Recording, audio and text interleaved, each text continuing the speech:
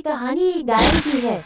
काली गायन इस कहानी का नाम है। दोस्तों, मैंने ये कहानी बनाकर नहीं लिखी। यह कहानी एक सचमुच की घटना है जो कि मैंने अपनी दादी से सुनी है। कुछ लोगों का मानना है कि भूतों का कोई अस्तित्व नहीं होता है। आप लोग जानते हैं भगवान का अस्तित्व होता है।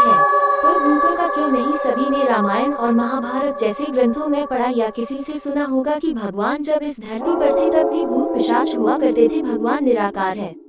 निराकार का अर्थ होता है जिसका कोई आकर नहीं होता। जो लोग जिस रूप में भगवान को पूजते हैं, भगवान उसी रूप में उसे दिखाई देते हैं। तो प्रेम से बोलिए भक्त और भगवान की जय। और समय व्यर्थ न करते हुए मैं आपको अपनी कहानी की ओर ले चलता हूँ। बहुत पुरानी बात है, तब पानी की ज्यादा साधन नहीं हुआ करते। लोग कुएं, बावली, तालाब आदि से पानी पिया करते थे। तो ये कहानी भी एक तालाब की है जो कि उस काली गायन के जादू से अमृत से जहर बन गया था। ये गायन कैसे बनी, कैसे इस तालाब का पानी विष बन गया, मैं ये कहानी आपको बताता हूँ। एक गांव में एक औरत की कोई बच्चा नहीं था। वह औरत गांव के मुखिया की पत्नी थी। उसके शादी को काफी समय हो गया था। सब लोग उसे बांझ कहा करते थे। सारे गांव वाले उसका मुंह भी नहीं देखना कहते थे कि इसका मुंह देख लिया तो पूरा दिन बेकार चला जाएगा। पर मुखिया की पत्नी थी, इसलिए लोग थोड़ी बहुत बातचीत कर लिया करते थे।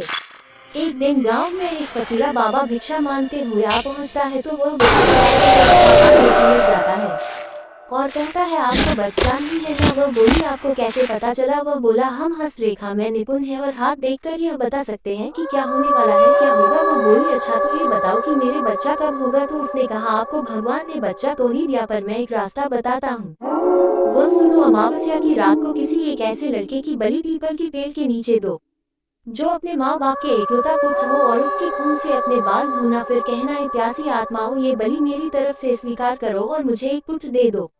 एक लोटे में उस कुएं का पानी भरकर उसमें उसके शरीर की 2 बूंद मिलाकर खुद पी लेना और उस लड़के के सिर के बाल अपनी साड़ी की गांठ में बंधे रखना, तो तुम्हें अवश्य एक पुत्र पैदा होगा। इतना कहकर वह वहाँ से भिक्षा लेकर चला गया।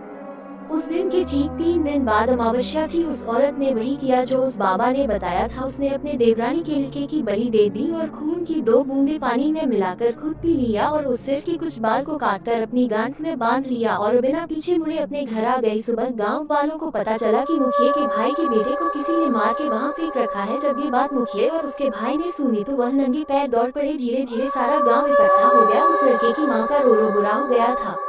तब किसी व्यक्ति ने हिम्मत जुटाकर उस सिर को धड़ से जोड़ा और उसे नदी में बहाने की सलाह दी। वैसा ही किया। लोगों ने उस लाश को पानी में बहा दिया। सब लोग यही कह रहे थे, किसने किया, ये सब कैसे हुआ। सब लोगों के लिए ये घटना चिंता का विषय बन गई थी।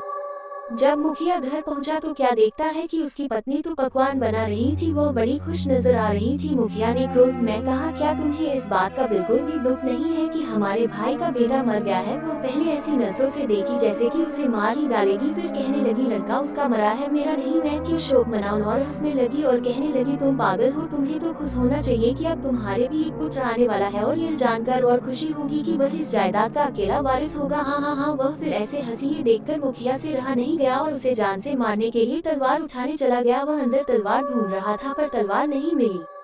जब वह पत्नी के बेड के पास पहुंचा तो क्या देखता है कि सारे कपड़े खून से लथपथ हैं और तलवार भी टूटी पड़ी है और उस पर खून लगा है। वह ये सब देखते ही समझ गया कि यह सब इसने कुछ प्राप्ति के लिए बनी हुई है। उसने उसे मारने का विचार बनाया कि अभी मैं मुझे गलत समझेंगे, और वह वहाँ से चला गया। उस दिन से गांव में ऐसी ऐसी घटना होने लगी। किसी की भैंस मर गई, किसी ने उसे मार डाला और उसके शरीर के अंग इधर उधर फैले पड़ी, जैसे कि किसी ने उसे नोच नोच कर खाया हो। तो किसी दिन किसी का कुत्ता बचा तो किसी की बकरी मर गई और उसी तरीके से वह मर रही थी जिस तरीके भैंस को किसी ने मारा था। ऐसी घटना से सारा गाँव परेशान था। किसी को ये समझ नहीं आ रहा था कि आखिर हो क्या रहा है। एक दिन की बात है, मुखिया रात को अपने गेट के पास सोया हुआ था। आधी रात के इसमें जाग गया। उसने देखा कि एक औरत बाल फिक्रे हुए आधी रात को बाहर चली जा रही है। देखने में तो ऐसा लग रहा था कि जैसे उसको कोई खींच कर ले जा रहा हो।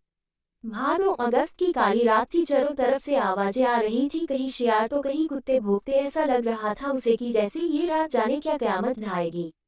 अचानक उसे एक गाय के बछड़े के रंभाने की आवाज आई। वह समझ गया, हो न हो यही सारे गांव की बर्बादी का कारण है। मुखिया के दिमाग में एक आइडिया आया कि क्यों न मैं चलकर देखूं कि यह कहाँ जाती है। वह उठकर चल दिया। उसने आगे चल के क्या देखा कि पड़ोसी के गाय का बछड़ा का कटा हुआ मुंह पड़ा है और उसके धड़ को वो चबा रही थी।